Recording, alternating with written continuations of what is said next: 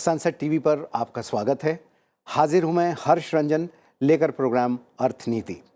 अर्थनीति business, finance और economy से जुड़ा वो कार्यक्रम है जिसमें हम आम जनता की भाषा में समझने समझाने की कोशिश करते हैं कि दुनिया और भारत के आर्थिक मंच पर क्या चल रहा है। कुछ समय से रुपये को लेकर एक चर्चा बड़े जोरों पर चल रही है कि रुपया डॉलर के मुकाबले कमजोर क्यों हो रहा है। क्या यह वाकई कमजोर हो रहा है या असली कहानी कुछ और ही है? दरअसल अर्थशास्त्र के गणित की चाल कुछ अलग होती है। इसमें जो दिख रहा होता है वो कई बार असलियत से ठीक उल्टा होता है।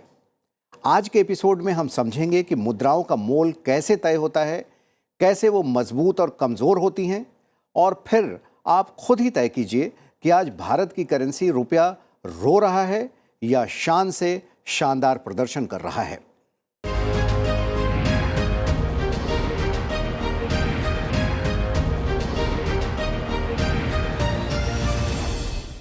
इस पूरे विषय पर चर्चा करने के लिए हमारे साथ दो खास मेहमान उपस्थित हैं जो इस गंभीर चर्चा को बेहद आसान बनाएंगे।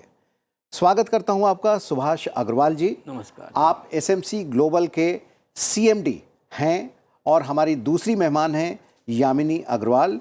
यामिनी निदेशक हैं आईएमआर भारतीय विद्यापीठ में। आप दोनों मेहमान अर्थव्यवस्थाओं की चाल पर पैनी नजर रखते हैं। आप दोनों का अनेक अनेक स्वागत है। रुपया और डॉलर की सेहत पर चर्चा को आगे बढ़ाएं, इससे पहले आइए एक छोटी सी कहानी के माध्यम से इसे डिकोड करने की कोशिश करते हैं। मान लीजिए स्कूल की एक क्लास में या किसी बोर्ड के एग्जाम में किसी एक बच्चे को 50% अंक मिलते हैं। इस बच्चे के एकेडमिक परफॉर्मेंस को लेकर आपकी पहली प्रतिक्रिया क्या होगी? शायद यही ना कि बच्चा बिलो एवरेज है। आपके इस जजमेंट की वजह यह है कि आप कहीं ना कहीं मान रहे हैं कि जिन बच्चों ने टॉप किया है उनके अंक 90 से 100% के बीच होंगे। ध्यान रखिए, आप सिर्फ ऐसा मान रहे हैं, जान नहीं रहे, क्योंकि मैं मानता हूं और मैं जानता हूं, इसमें बड़ा फर्क है। अधिकांश समय जब हम कहते हैं कि मैं जानता हूं तो हकीकत यह होती है कि ऐसा हम मानते हैं न कि जानते हैं।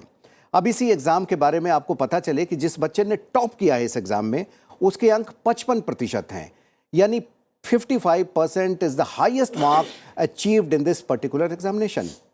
अब जिस बच्चे को 50% अंक मिला है, क्या अब भी उसे आप बिलो एवरेज कहेंगे? शायद नहीं। उसे अब आपको टॉपर्स में शुमार करना होगा। बच्चा वही, अंक वही, लेकिन आपका नजरिया बदल गया, क्योंकि now you are in the know of relative value. इस दुनिया में, खासकर अर्थशास्त्र में, अधिकतर चीजें सापेक्षता के सिद्धांत यानी रिलेटिव वैल्यू पर चलती हैं, और यही कुछ होता है रुपया, डॉलर और दुनिया की दूसरी मुद्राओं के साथ। तो यामिनी, आपसे हम पहला सवाल करेंगे।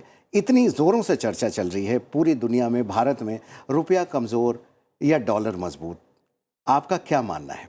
जी देखिए, डॉलर मजबूत हो रहा है, क्योंकि अगर आप देखें तो जो यूएस का सेंट्रल बैंक है, फेडरल रिजर्व बैंक जिसे कहते हैं, उसने हाल ही में अपने इंटरेस्ट रेट्स बढ़ाए हैं और वो कंटिन्यूसली अपने इंटरेस्ट रेट्स बढ़ाता जा रहा है, जिसके तहत क्या हो रहा है कि संसार भर से जो लोग हैं वो अपनी निवेश की मुद्राएं जो उन्होंने बहुत सारी जगहों पे निवेश कर रखी थी, उन्हें निकाल करके अब यूएस में निवेश कर रहे हैं, और यूएस में निवेश करने के लिए वो डॉलर की मांग कर रहे हैं। और क्योंकि वो डॉलर की मांग कर रहे हैं, डॉलर की जो डिमांड है वो बढ़ती जा रही है, जिसकी वजह से जो उसके मुकाबले की जितनी भी करेंसीज़ हैं, चाहे वो पाउंड है, चाहे वो यूरो है, चाहे वो येन है और रुपए भी है, वो सभी उसके मुकाबले गिरते जा रहे हैं। ये भी देखा गया है क्योंकि जो ओवरऑल महंगाई का दर चल रहा है, ख़ास तौर पे एनर्जी क्राइसिस की वजह से, जहाँ पे रशिया यूक्रेन का क्राइसिस है और क्रूड ऑयल प्राइस काफ़ी महंगा है, उसकी वजह से 40 साल के हाईएस्ट लेवल पर है महंगाई यूएस में, यूके में भी और यूरोप में भी। उसी के तहत चलते हुए, उसको टारगेट करते हुए बहुत सारे सेंट्रल बैंक्स अपने इंटरेस्ट रेट्स को बढ़ा रहे हैं, और उसी के मद्देनज़र हम देख रहे हैं कि जो यूएस डॉलर का जो स्तर है वो कहीं ज़्यादा जो है स्ट्रॉन्ग होता जा रहा है बाकी करेंसीज के मुकाबले। बिल्कुल सही कहा आपने यामिनी। दरअसल हम ये समझने की कोशिश कर रहे हैं, जैसा यामिनी ने अभी बताया, कि जब यूएस फेड अपने इंटरेस्ट रेट को बढ़ाता है, आमतौर पे ज़ीरो रहता है या थोड़ा बहुत रहता है, जब वो बढ़ाता है तो डॉलर वहाँ से निवेश के लिए दूसरे देशों में, उदाहरण के तौर पर भारत नहीं आता, क्योंकि उस देश के लोग उसी देश में अपना इन्वेस्ट करते हैं, डिपॉजिट करते हैं और उस पर ज़्यादा इंटरेस्ट पा लेते हैं।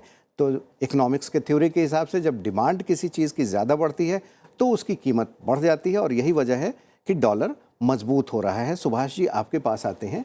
ये मुद्राओं का जो खेल है, 190 से 200 देश हैं, हर कंट्री की अलग अलग मुद्रा है, ये तय कैसे होता है? इसका क्या फार्मूला है? देखिए, अब एक डॉलर बास्केट है, में वर्ल्ड की 6 बड़ी करेंसी वो चल रही है, उसमें पाउंड, येन, यूरो, ये सब इंक्लूड है। वो एक साल के अंदर 17% डॉलर एप्रिशिएट हुआ है, 17 से 18%। इसका क्या मतलब है कि डॉलर की करंट वैल्यू जो है 17-18% उन वर्ल्ड की 6 बिगेस्ट करेंसी से एप्रिशिएट हो गया है। और ये क्यों एप्रिशिएट हो रहा है, इसके पीछे मैं कारण बताता हूँ।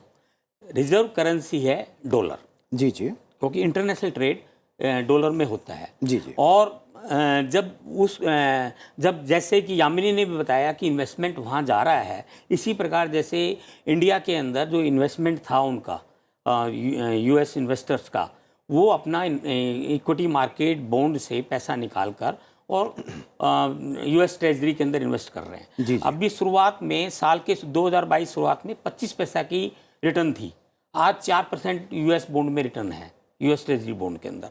तो उस हिसाब से वो मजबूत हो रहा है, मजबूत हो रहा है, मजबूत हो रहा है। आपने एक, सुभाष जी, बात की करेंसी बास्केट की, जो दुनिया भर की 5 मजबूत मुद्राएं हैं, हाँ, उनकी आपने बात, 5 या 6 मजबूत मुद्रा, 6 मान लेते हैं, क्योंकि उसमें एक डॉलर सबसे स्ट्रांग है, यूएस डॉलर, यूरो होगा, यूरो है, पाउंड स्टर्लिंग होगा, है, ब्रिटिश पाउंड स्टर्लिंग होगा, येन है, येन जापान का येन है, चाइना का युआन होगा। तो ये जो बास्केट होता है, दरअसल ये बास्केट क्या है? अगर एक आम आदमी को समझाना हम चाहें कि बास्केट क्या होता है, करेंसी बास्केट। देखिए, 6 करेंसी का एक बास्केट बन गया। जिस टाइम बना उस टाइम सबकी वैल्यू जो रेट था उस टाइम पे ले लिया और एक स्टैंडर्ड रेट हो गया। अब इसमें कोई करेंसी घट रही है, कोई बढ़ रही है, तो वो कंपाउंडेड इनका वेटेड एवरेज निकाल के, वो जैसे 100 है तो अब 117 है यूएस डॉलर का रेट। जी जी। तो that means US dollar is appreciating by 17% in relative to other 5 currencies. एक ग्राफिक चार्ट के माध्यम से हम देखने की कोशिश करते हैं कि डॉलर के अगेंस्ट रुपया जो है, अब तक आज़ादी के समय से मान लें कि, क्योंकि जब भारत आज़ाद हुआ तो उस समय हम मान लेते हैं कि कोई डेट, कोई क्रेडिट नहीं था, तो $1 की कीमत एक रुपया ही थी। तो ज़रा हम ग्राफिक्स के माध्यम से, मैं रिक्वेस्ट करूंगा पैनल से, वो दिखाएं कि किस साल रुपए की कीमत कितनी रही। 1947 को अगर हम माने तो उस वक्त $1 की कीमत 1 रुपये थी, और 1967 से 71 के बीच आप इस ग्राफिक्स में देख रहे हैं कि 7.5 रुपये हो गई $1 की कीमत। 76-77 में बढ़ते हुए 8 रुपये 90 पैसे। फिर एक जंप आया 1984-85 में, आप ग्राफिक्स पे देखें, 11 रुपये 80 पैसे। फिर 88-89 में 14 रुपये 40 पैसे। 91-92 में 14 से ठीक 10 रुपये बढ़कर 24 रुपये 40 पैसे हुआ। 92-93 में 30 रुपये 60 पैसे। 97-98 में 37 रुपये 10 पैसे। 98-99 में हम देख पा रहे हैं 42। इसी तरीके से 2001-2 में 47 रुपये से ज़्यादा। 13-14 में 60 रुपये, और 2021 और 22 में रुपया जो था 74 रुपये देने पर $1 आता था। ये सारे ईयर्स की हमने चर्चा की है, लेकिन इसमें सिर्फ हम रुपये को ऐसा नहीं देख सकते कि हर बार वो गिर रहा है, क्योंकि कई बार ऐसा भी हुआ है कि डॉलर मजबूत हुआ है, और कई बार ऐसा हुआ है कि रुपया वाकई गिरा है। इस वर्ष क्या स्थिति चल रही है डॉलर की, उसको हम आगे के ग्राफिक्स के माध्यम से हम देखना चाहेंगे। लेकिन उससे पहले हम यामिनी के पास आते हैं और ये करते हैं कि आखिर ये जो रुपया का मूल्य तय होता है, ये कैसे तय होता है? और हमने सुना है कि इसमें करेंसी एक्सचेंज रेट जो होता है वो 3 तरीके से गाइडेड होता है। एक फिक्स्ड एक्सचेंज रेट होता है, फ्लोटिंग एक्सचेंज रेट होता है, मैनेज एक्सचेंज रेट होता है। सरकार भी कई बार मैनेज करती है। तो ये क्या है फॉर्मूला? जी देखिए, फिक्स एक्सचेंज रेट में जो सेंट्रल बैंक है वो डिसाइड करता है कि क्या दूसरी करेंसी के मुकाबले आपकी करेंसी का एक्सचेंज रेट रहेगा।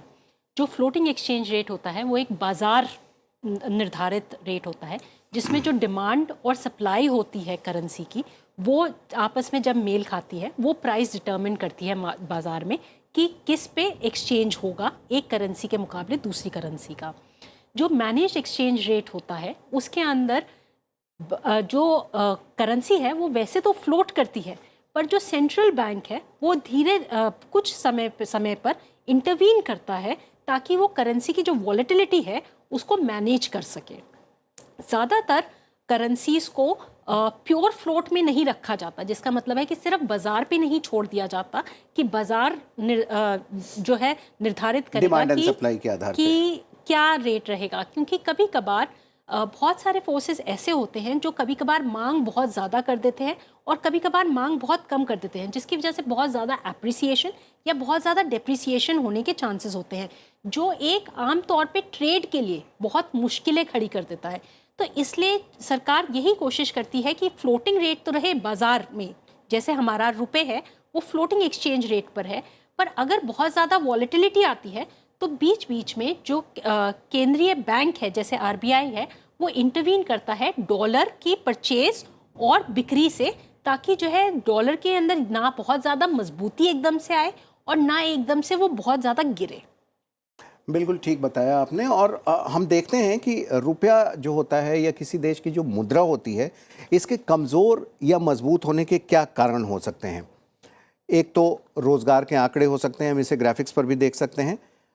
रोज़गार के आंकड़े हैं, मुद्रास्फीति की दर हो सकती है, फिर आपकी जीडीपी क्या है, जीडीपी है, विनिर्माण सेक्टर जो इंफ्रास्ट्रक्चर सेक्टर है उसका क्या प्रदर्शन कैसा हो रहा है, सर्विसेज सेक्टर का प्रदर्शन कैसा है, देश का इंपोर्ट और एक्सपोर्ट कैसा है। इस सारे आधार पे रुपया आपका मुद्रा उस देश की कमज़ोर हो रही है या मजबूत हो रही है, ये डिपेंड करता है। इस वक्त सुभाष जी आप भारत में क्या स्थिति देख रहे हैं? क्योंकि अब हम थोड़ी देर में चर्चा करेंगे कि दूसरे देशों की मुद्राओं के मुकाबले भारत का जो मुद्रा है रुपया वो कैसा प्रदर्शन कर रहा है। लेकिन ये जो हमने बात की कि इसकी वजहें क्या हैं, इन वजहों में आप किसको एम्फसाइज करना चाहेंगे? देखिए, सबसे बड़ी वजह होती है एक्सपोर्ट और इंपोर्ट। इंडिया का इंपोर्ट ज़्यादा है, एक्सपोर्ट कम है, तो हमें एवरी टाइम वो गैप को फिल करना पड़ता है। और कोई भी करेंसी स्ट्रॉन्ग या डेप्रिशिएट हो रही है ये उससे पता लगता है। जैसे हमें इंपोर्ट का पेमेंट करने के लिए डॉलर की डिमांड बनेगी तो डॉलर एप्रिशिएट होगा, और यदि हमारे पास सरप्लस ट्रेड सरप्लस होता तो हमारी करेंसी एप्रिशिएट होती। वैसे मैं एक छोटा सा बात बताता हूँ, हमारी करेंसी डेप्रिशिएट नहीं हुई। जैसे हमारे फाइनेंस मिनिस्टर सीतारमन जी ने कहा कि डॉलर स्ट्रॉन्ग हो रहा है, क्योंकि रिलेटिवली अदर करेंसी को हम देखें तो हमारा इंडिया का मैक्सिमम 10% डेप्रिशिएट हुआ है in comparison to other currency. आप देखें ब्रिटिश पाउंड है वो मोर देन 20% डेप्रिशिएट हुआ है, यूरो है वो 15% हुआ है, जैपनीज येन है वो 22% हुआ है, इवन चाइना का भी है वो 10% हुआ है जी। तो साउथ कोरिया की करेंसी है वो 15% हुई है, ऑस्ट्रेलिया की भी 11-12% है।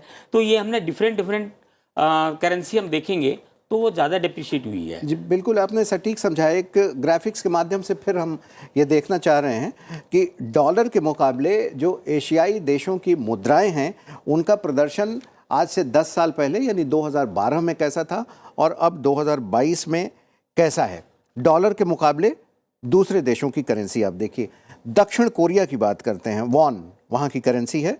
साल 2012 में वो डॉलर के मुकाबले मजबूत थी, प्लस में थी 7.29%, और इस साल जो 22 चल रहा है इसमें देखिए दक्षिण कोरिया 22% नीचे है, 22% नीचे है। फिलीपींस पेसो 2012 में 6%, 6.5% से ज़्यादा ऊपर थी, प्लस में थी। इस साल 16% नीचे है। सिंगापुर डॉलर देखिए 6.24% ऊपर 2012 में, अभी माइनस में चल रहा है 6%। मलेशिया का रिंगिट +3 था, 3.37 2012 में, और 2022 में 11% नीचे है। चीन की बात करेंगे, चीन युआन 1% ऊपर था 2012 में और अभी 10% से ज़्यादा नीचे है। और भारत का रुपया 2012 में -3.46 था। यहाँ गौर करने वाली बात है, 2012 में बाकी सारी ये एशियाई देशों की मुद्राएं चढ़ रही थीं, 7%, 6%, 3%। भारत की मुद्रा उस समय -3 में थी। एकमात्र कंट्री भारत था एशिया में माइनस में थी। साल 2022 में भारत -10.25 है, लेकिन ये ऐसे वक्त में है जबकि बाकी सारी देशों की मुद्राएं नीचे गिरी हैं। तो बाकी देशों की मुद्राएं भी नीचे गिरी हैं। इसका सीधा मतलब ये है, जो सुभाष जी अभी समझा रहे थे, कि इसका मतलब है कि डॉलर मजबूत हुआ है और रुपया उतना नहीं गिरा है। सुभाष जी, आप फाइनेंस पर नज़र रखते हैं, इससे जुड़ा अगला सवाल ये है कि आप नियर फ्यूचर में आप क्या देख रहे हैं कि डॉलर कब तक मजबूत होता जाएगा, क्योंकि जो फेड कह रहा है कि लगातार अभी इंटरेस्ट रेट थोड़े और बढ़ सकते हैं। देखिए, वो फेड जो है हॉकिश इंस्टांस फॉलो कर रहा है, उनकी फेडरल बैंक, और वहाँ पे इन्फ्लेशन अभी भी 8% है। और मैं समझता हूँ कि 2024 का उनका टारगेट है इन्फ्लेशन रेट 2% लाने का। तो अभी 2023 तक 1% मैं समझता हूँ और इंटरेस्ट रेट बढ़ेगा, और उसके बाद वो स्टेबल हो जाएगा। धीरे धीरे वो 24 तक फिर वो इंटरेस्ट रेट डाउन होना चाहिए। वैसे आप देखें तो यूएस इकोनॉमी में भी रिसेशन है। 20% उनका जो रिसेशन जब कहते हैं, जब शेयर का टॉप रेट से मार्केट 20% डाउन आ जाए, तो उनका 21% डाउन आ चुका है। और 40% चांसेस है कि अगले साल वो रिसेशन में चला जाए इन्फ्लेशन इकोनॉमी। और लेकिन अभी भी हम उसको स्ट्रॉन्ग क्यों मान रहे हैं, इसके पीछे मैं आपको कारण समझाता हूँ। जी जी। कि देखिए, दूसरी हमारी इकोनॉमी है, बड़ी इकोनॉमी यूरोप, वहाँ पे इन्फ्लेशन रेट 11% है। वहाँ रिसेशन के चांसेस 60% है 2023 के अंदर कि यूरोप के अंदर रिसेशन आ जाए, जबकि अमेरिका में 40% चांसेस हैं। तो इसलिए इसको हम कंपैरेटिवली बेटर समझ रहे हैं। जैसे आपने पहला एग्जांपल दिया, एक बच्चा 50% मार्क्स ला के भी यदि टॉप वाला 55 लाता है तो हम उसको बहुत बढ़िया कहेंगे। अदरवाइज 90%, 95% आते हैं या 100% आते हैं तो हम उसको पुअर कहेंगे। तो यूएस इकोनॉमी को अभी भी हम सेफ मान रहे हैं, जबकि 40% चांस है कि उनकी इकोनॉमी नेक्स्ट ईयर रिसेशन में जा सकती है। बल्कि कई लोग तो मान रहे हैं कि अभी भी रिसेशन में है। हाँ, 20% से नीचे हम रिसेशन ही मानते हैं, लेकिन अभी बॉर्डर लाइन केस है। 21% है तो बॉर्डर लाइन केस है, लेकिन 2023 में 40% चांसेस हैं। लेकिन इनका एक पॉजिटिव एग्जाम्पल भी है। 2008 में जो इकोनॉमी यूएस के अंदर रिसेशन में गई थी, बहुत फास्ट से बैक आ गई थी। तो इनका फेडरल रिजर्व जैसे इंटरेस्ट रेट और कंट्रीज के मुकाबले बहुत तेजी से बढ़ा रहा है। जैसे मैंने बताया कि 25 पैसा इंटरेस्ट रेट था स्टार्ट के अंदर, आज 3-3.25% है, और इट विल बी 4-4.5% हो सकता है 2023 मार्च तक। तो ये एक कहने का तात्पर्य ये है कि वहाँ पे एक्शन भी बहुत फास्ट होता है, और उनकी कैपेबिलिटी पे, उनके इकोनॉमिस्ट पे, उनके उस पर लोगों को कॉन्फिडेंस है। आज भी हम सेफ करेंसी, सेफ इन्वेस्टमेंट मानते हैं, स्टेबल इन्वेस्टमेंट मानते हैं, क्योंकि उनका यूएस ट्रेजरी बॉन्ड 4% इंटरेस्ट दे रहा है, तो हम उसको स्टिल वर्ल्ड वाइड खूब दबा के पैसा आ रहा है। और एक दूसरी वजह जो आपने थोड़ी देर पहले ही कहा कि आयात और निर्यात पर भी बहुत डिपेंड करता है। और देखें तो भारत जितनी चीज़ें आयात करता है, लगभग उसमें 30 से 40% जो है वो ऑयल है, और ऑयल ख़रीदने के लिए हमें डॉलर देने पड़ते हैं। तो इस तरीके से डॉलर की डिमांड बढ़ रही है, जो यामिनी थोड़ी देर पहले समझा रही थी। लेकिन चलिए यामिनी, अगर रुपया बढ़ रहा है, गिर रहा है, मजबूत हो रहा है, एक आम आदमी के नज़रिए से देखें, उसकी सेहत पे क्या फ़र्क पड़ रहा है? जी देखिए, एक आम आदमी के लिए रुपए का बढ़ना या घटना इस बात पे असर डालता है, क्योंकि हमारे जो 80% क्रूड ऑयल के इंपोर्ट्स हैं वो हम डॉलर्स में कर रहे हैं और हम उसकी कीमत रुपए में देते हैं। तो जैसे जैसे रुपए गिरता है हमारा जो इम्पोर्ट बिल है वो बढ़ जाता है। ऐसे ही हम कोई भी आइटम इंपोर्ट करते हैं अब वो महंगी हो जाती है। तो पहले पेट्रोल और डीज़ल की जो प्राइसेस हैं वो बढ़ जाती हैं, क्योंकि जो ऑयल कंपनीज़ हैं उन्हें पेट्रोल और डीज़ल महंगा मिलेगा तो वो आगे जो है उसे महंगा बेचेंगी। तो वो सभी चीज़ों में महंगाई का दर जो है बढ़ जाता है। दूसरा, और कोई भी आइटम जैसे आप कुछ रॉ मटेरियल्स हैं जो नेसेसरी हैं या कोई और गुड्स हैं, जैसे अभी लिथियम बैटरीज की ही बात करें, जी जी। वो सभी जब आप इंपोर्ट करते हैं वो भी आपके लिए महंगी हो जाती हैं। सबसे ज़्यादा जो कठिन समय है वो है एक तो महंगाई, क्रूड ऑयल प्राइसेस की वजह से, जिसके अंदर हमें माना जा रहा है कि हमारा CPI और WPI जो है वो काफ़ी ज़्यादा है। CPI 7% के आसपास है और उसे कोशिश किया जा रहा है कि टारगेट लेवल के आसपास लाया जाए, जिसकी वजह से RBI अपनी इंटरेस्ट रेट्स बढ़ा रही है। और क्योंकि RBI अपने इंटरेस्ट रेट्स बढ़ा रही है ताकि जो FIIs हैं या बाकी के पोर्टफोलियो इन्वेस्टर्स हैं वो हमारे यहाँ निवेश करें, उसकी वजह से जो हमारे कारोबार हैं उसमें जो निवेश कर रहे हैं उनके लिए पैसा उठाना थोड़ा महंगा हो जाता है। तो जितने भी बिजनेसेस हैं या आप पर्सनल लोन्स कहें, होम लोन्स कहें या कार लोन्स कहें, वो भी महंगे हो जाते हैं। पर इसमें RBI के पास ज़्यादा कुछ विकल्प नहीं रहता, क्योंकि फेडरल रिजर्व बैंक बहुत ही तेज़ी से अपनी जो इन ब्याज की दरें हैं वो बढ़ा रहा है और उसके मुकाबले में ही रख करके RBI को भी कदम उठाने पड़ रहे हैं, जो ताकि अंदरूनिक और बाहरी जो इक्विलिब्रियम है जिसे हम कहते हैं वो मेंटेन रहे और कोई जो है अर्थव्यवस्था में कोई भी इंस्टेबिलिटी ना आए। हाँ, बाकी जो आप कह रही हैं कि सिर्फ भारत में ये स्थिति नहीं होगी, एक और ग्राफिक्स के माध्यम से हम देखेंगे कि इस साल 2022 में जनवरी से सितंबर तक के आंकड़े हमारे पास आए हैं और इसमें इन सितंबर तक में भारत का रुपया जो है वो 7.6% गिरा है।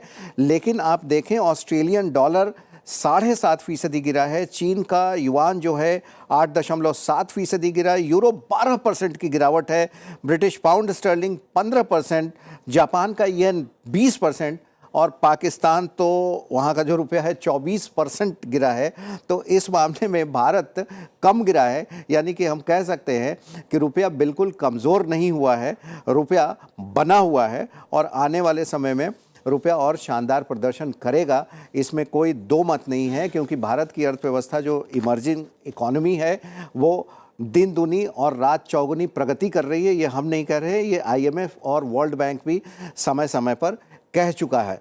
समय ख़त्म हो रहा है इस प्रोग्राम के लिए, लेकिन चलने से पहले आपको रुपये पर बने कुछ मुहावरों और लोकोक्तियों से परिचय फिर से एक बार कराए चलते हैं कि किस तरीके से रुपया हमारे जीवन में समाया हुआ है। इसकी बानगी इन मुहावरों में ज़रा देख लीजिए। पैसे पेड़ पर नहीं उगते, लाख टके की बात, आमदनी अठन्नी खर्चा रुपया, पैसे दांत से पकड़ना, नोट छापना, नोटों की बरसात होना, रुपया ऐंठना और last but not the least, बाप बड़ा ना भैया, सबसे बड़ा रुपया। तो आपने देखा कि रुपया किस तरीके से हमारे जीवन में समाया हुआ है। आप हमारे प्रोग्राम को संसद टीवी के YouTube चैनल पर देखिए, अपनी प्रतिक्रिया दें और साथ ही आप इकोनॉमी बिजनेस से जुड़े किसी समसामयिक विषय के लिए भी हमें सुझाव दे सकते हैं, हमें इंतज़ार रहेगा। फिलहाल दोनों मेहमानों का शुक्रिया, आपका यामिनी और सुभाष जी आपका। हम सभी को अब इजाज़त दें, नमस्कार।